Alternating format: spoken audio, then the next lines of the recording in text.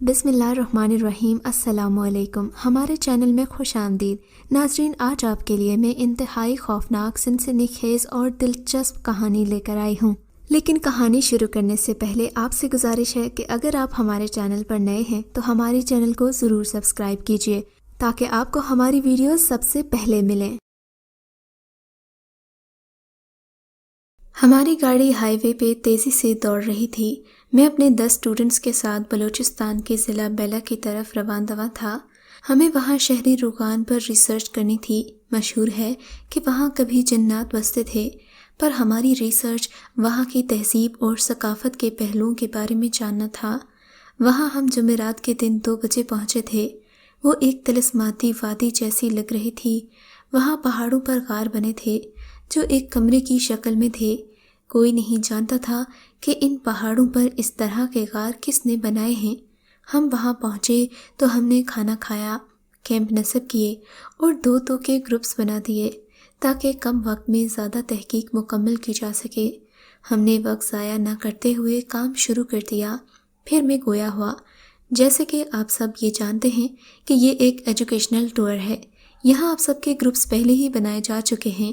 اب آپ اس جگہ میں جائیں اور اپنی ریسرچ شروع کریں۔ میرا نام اسد ہے۔ میں ایک مقامی کالج میں تاریخ کا پروفیسر ہوں۔ میری عمر 55 سال ہے۔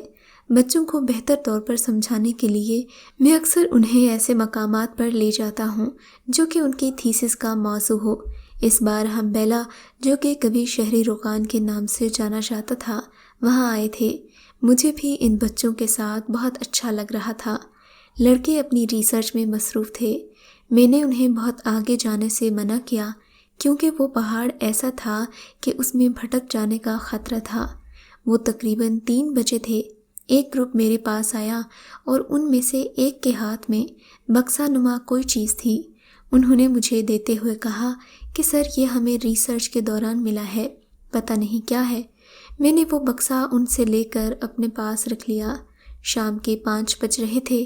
تقریباً لڑکوں نے اپنا کام ختم کر لیا تھا، اس لیے ہم نے واپسی کا ارادہ کیا اور اپنے شہر واپس آ گئے۔ وہ بکس ابھی تک میرے پاس تھا۔ میں اسے گھر لے کر آیا۔ ایسا لگ رہا تھا کہ اس میں کوئی کتاب ہو۔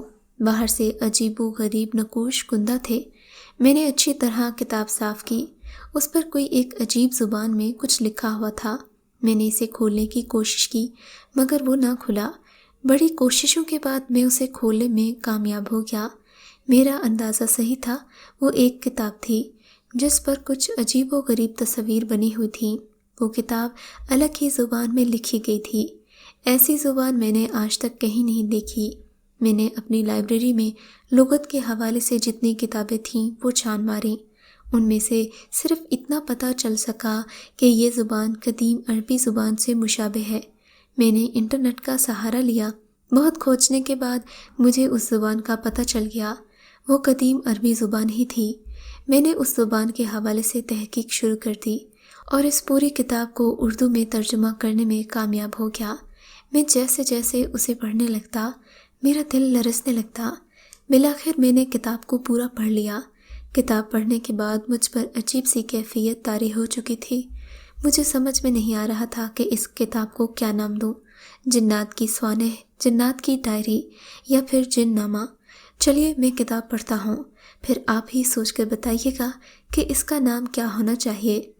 شروع اللہ کے نام سے جو اس پوری کائنات کا مالک ہے، خالق ہے، اول ہے، آخر ہے، ازل ہے، ابد ہے، ظاہر ہے، باطن ہے اور نہایت رحم کرنے والا ہے۔ میرا نام والدین نے فیروز رکھا ہے۔ مجھے خدا نے جن کے قالب میں تخلیق کیا ہے۔ اس کتاب کو لکھتے وقت میری عمر 750 سال ہو چکی ہے۔ اس کتاب کو میں نے بنی نوح انسان کے خدشات کو دور کرنے کے لیے لکھا ہے۔ یہ کتاب جو بھی پڑھے اس کا فائدہ آگے پہنچائے، اور جب اس کتاب کا مقصد پورا ہو جائے گا تو میں اپنی امانت واپس لے لوں گا۔ میں جنات کے اس قبیلے سے ہوں جن کے ذمہ درس و تدریس کا کام سونپا گیا ہے۔ میں جنات کی دنیا کا ایک معلم ہوں۔ ہم جنات چونکہ کہیں بھی آسانی سے آ جا سکتے ہیں، اس لیے میں بہت بار انسانوں کی دنیا میں جا چکا ہوں۔ وہاں میں نے بہت سارے ایسے لوگ دیکھے جو جنات کے وجود اور ان کی حقیقت سے انکار کرتے ہیں۔ شاید وہ کسی حادثے کا انتظار کر رہے ہیں، پر ایسا کیوں ہے؟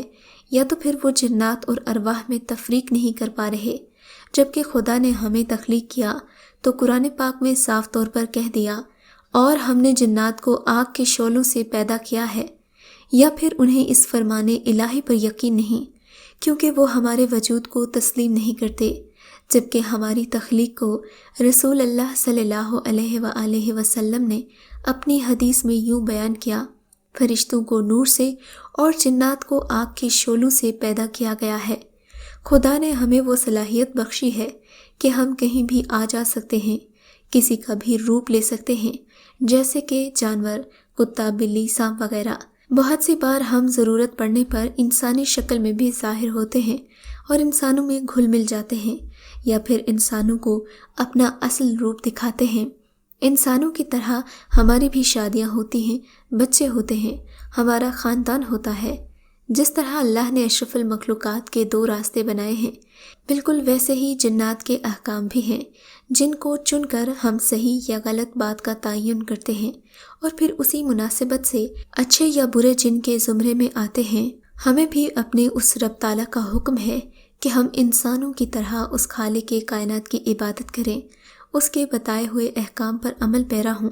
اس بارے میں قرآن کریم میں اللہ تعالیٰ کا واضح فرمان ہے، ہم نے جنات اور انسانوں کو پیدا نہیں کیا سوائے میری عبادت کے۔ جس طرح انسانوں میں مسلم اور غیر مسلم ہوتے ہیں، اسی طرح جنات میں بھی یہ تفریق ہے۔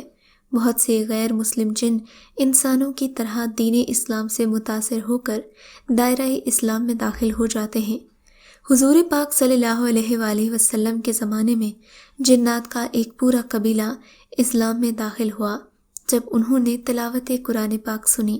بس اسی وقت اللہ نے حضور صلی اللہ علیہ وآلہ وسلم پر سورہ جن کی یہ آیت نازل کی، کہو اے محمد، مجھ پر وحی کی گئی ہے کہ جنوں کے ایک گروہ نے سنا اور کہا، بے شک ہم نے ایک حیرت انگیز قرآن سنا ہے، یہ صحیح کی رہنمائی کرتا ہے، ہم اس پر یقین رکھتے ہیں، ہم کبھی بھی اپنے رب کے ساتھ کسی کو شریک نہیں کریں گے۔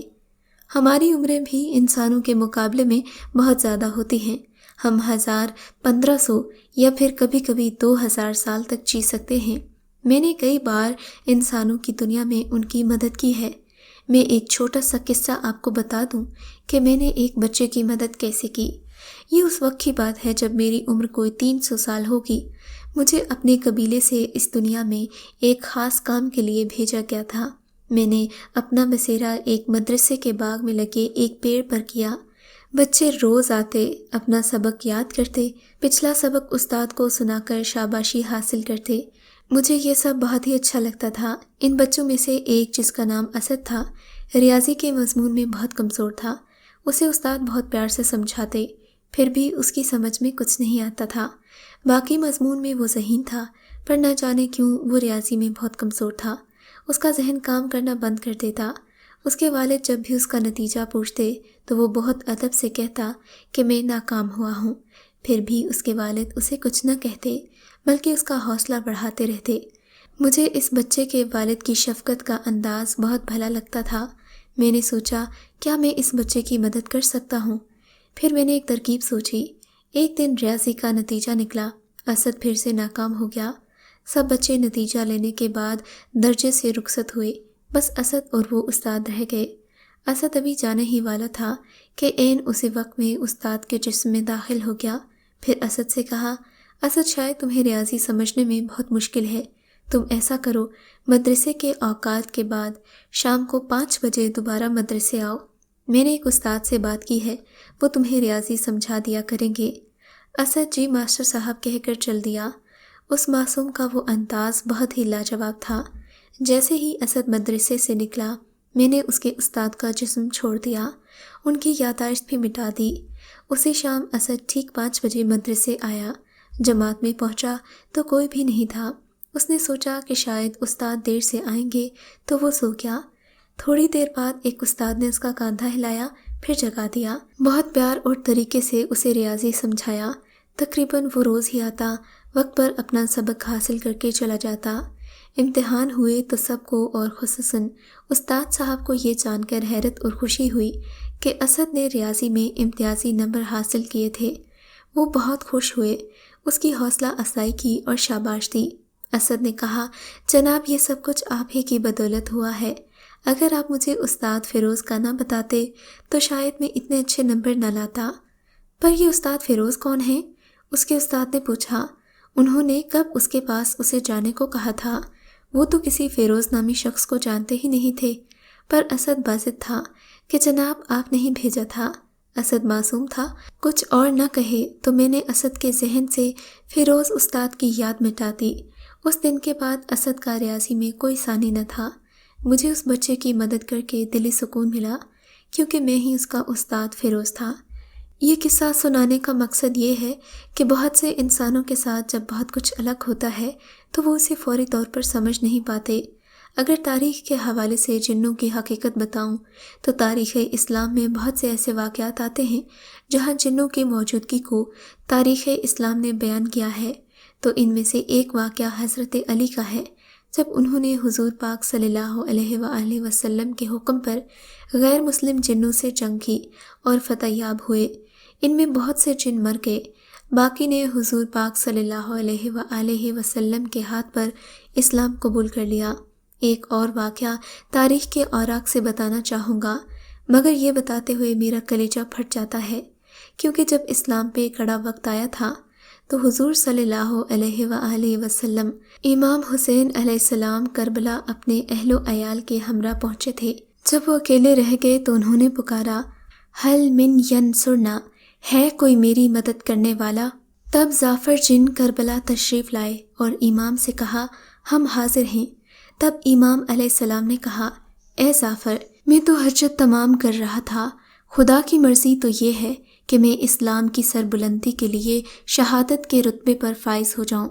اس طرح بہت سے مقامات پر ہر دور میں ہم انسانوں کی مدد کرتے آئے ہیں۔ ہماری زندگی انسانوں سے بہت مشابہ ہے۔ ہم کھاتے ہیں، پیتے ہیں، ہماری رہنمائی بھی بالکل ایسے ہی ہوتی ہے جیسے کہ انسانوں کی ہوتی ہے۔ جیسے سورہ انعام میں رب العالمین کا فرمان ہے، اے جن اور انسانوں کی جماعت، کیا تم میں تمہارے جیسے رسول نہیں آئے تھے جو تم کو ہماری آیتیں سناتے اور تمہیں اس دن کے ملنے کا انتباہ کرتے؟ وہ کہیں گے کہ ہم آپ کے خلاف گواہ ہیں، اور دنیاوی زندگی نے انہیں دھوکے میں ڈال دیا، اور وہ خود پر گواہی دیں گے کہ وہ کافر تھے۔ اس پاک رب کی نازل کردہ آیتوں سے صاف واضح ہے کہ رسول اللہ صلی اللہ علیہ وآلہ وسلم کو نہ صرف انسانوں کی رہنمائی کے لیے بھیجا گیا، بلکہ وہ انسان اور جنات دونوں کے لیے رہنمائی کا باعث ہیں۔ ہم میں اچھے برے دونوں جنات ہیں، بس جو شیطان جن ہیں ان سے بچنے کا واحد حل یہ ہے کہ انسان ہمیشہ قرآن و حدیث کی تعلیم پر عمل پیرا ہو، تاکہ وہ دنیا اور آخرت میں سرخرو ہو سکے۔ خدا حافظ۔ اس کتاب کو پڑھنے کے بعد میری بصیرت تیز ہو گئی، میری عقل اور شعور پر لگی گرہیں جیسے کھل گئیں۔ یہ کتاب کافی عرصہ میرے پاس رہی، پھر میں نے اسے ایک قومی میوزیم کے حوالے کر دیا۔ کچھ عرصہ وہ کتاب ان کے پاس رہی، پھر اچانک وہ وہاں سے غائب ہو گئی۔ کوئی نہیں جانتا کہ اس کتاب کو زمین کھا گئی یا آسمان نگل گیا، مگر شاید اس کتاب کا مقصد پورا ہو چکا تھا اور فیروز اپنی امانت لے جا چکا تھا۔ اگر آپ کو یہ کہانی اچھی لگی ہے تو اس ویڈیو کو لائک کیجیے، اور اس طرح کی مزید ویڈیوز دیکھنے کے لیے ہمارے چینل کو سبسکرائب کیجیے۔ اور ہاں، اگر آپ کی کسی دوست، رشتہ دار یا بہن کے ساتھ خدا نہ کرے ایسا کوئی واقعہ پیش آیا ہے تو ہمیں کامنٹ سیکشن میں اس کے بارے میں ضرور بتائیے۔